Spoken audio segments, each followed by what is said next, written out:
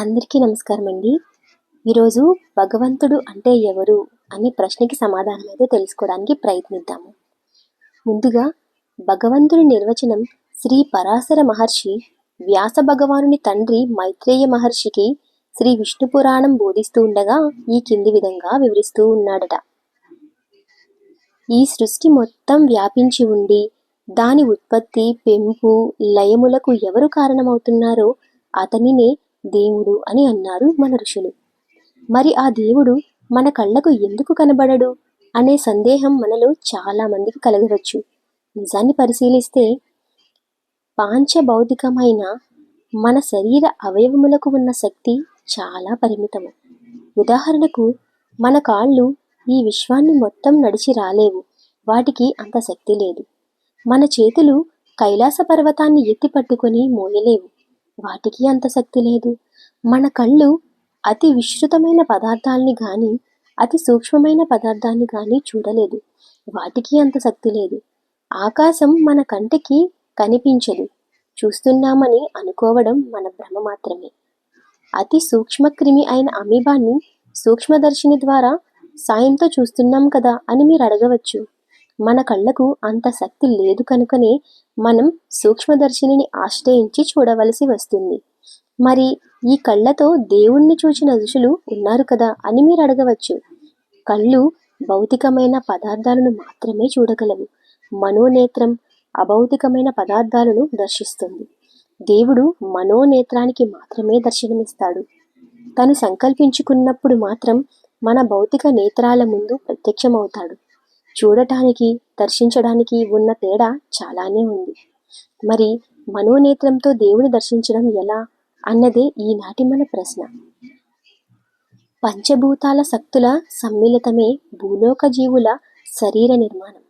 అందుకే ఈ లోకంలోని జీవులన్నీ భూమిని ఆశ్రయించి జీవిస్తూ ఉంటాయి. పంచభూతాల తత్వాలు మన శరీరాన్ని ఆవహించి ఉన్నంత వరకు వాటికి అతీతంగా ఉండే పరమాత్మ మన కళ్ళకు దర్శనమివ్వరు. ఆ దేవదేవుని దర్శించాలంటే పంచభూత్మ తత్వాలను, వాటి గుణాలను త్యజించాలి.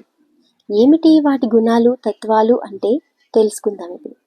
ఆకాశానికి ఉన్న ఒకే ఒక గుణం శబ్దం.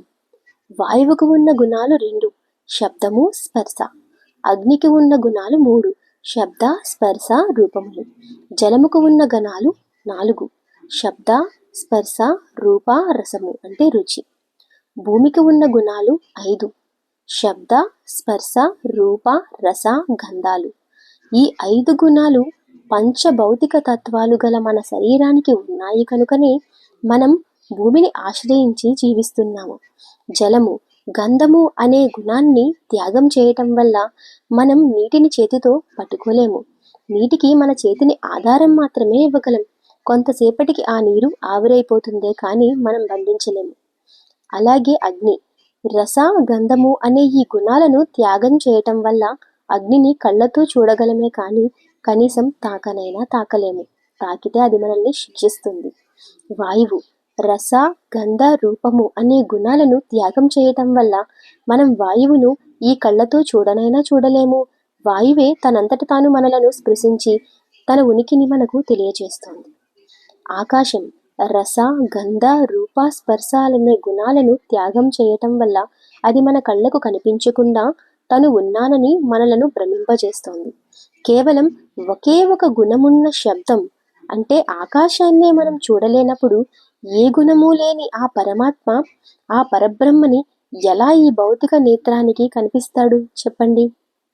అలా చూడాలంటే మనం మనోనేత్రాన్ని తెరవాలి. దాన్ని తెరవాలంటే పంచభౌతిక తత్వాలైన గుణాలను అనగా ప్రాపంచిక విషయ వ్యసనాలను మనము త్యజించాలి. అంటే అర్థమైందా అండి? కేవలం ఒకే ఒక గుణమున్న అంటే శబ్దం మాత్రమే ఉన్న ఆకాశాన్నే మనం చూడలేము కదా. అలాంటిది ఏ గుణము లేని పరబ్రహ్మని మనం ఎలా చూస్తామండి? అది కూడా ఈ భౌతిక నేత్రాలతో చూడలేము. అది భగవంతుణ్ణి మనం మనోనేత్రంతో మాత్రమే చూడగలము. అది ఎప్పుడు వస్తుంది?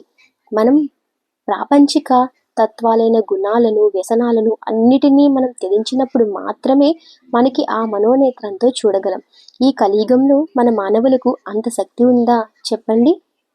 నిజంగా ఈ కలియుగంలో భగవంతుణ్ణి చూసేంత శక్తి మనకైతే లేదండి. అందుకే భగవంతుణ్ణి కనీసం దరిలోకి అంటే దగ్గరలోకి వెళ్ళి చూడగలే మార్గం ఏమైనా ఉంది అంటే అది మనం ధర్మ మార్గంలో పయనించడం మాత్రమే. కనీసం ఆ ప్రయత్నమైనా చేసి ధర్మ మార్గంలో నడిచి ఆయనని చూసే ప్రయత్నమైనా చేద్దాము. మీ అందరికీ అర్థమయ్యే ఉంటుంది అనుకుంటున్నానండి భగవంతుడు మనకి ఎందుకు కనిపించడు అని చెప్పి.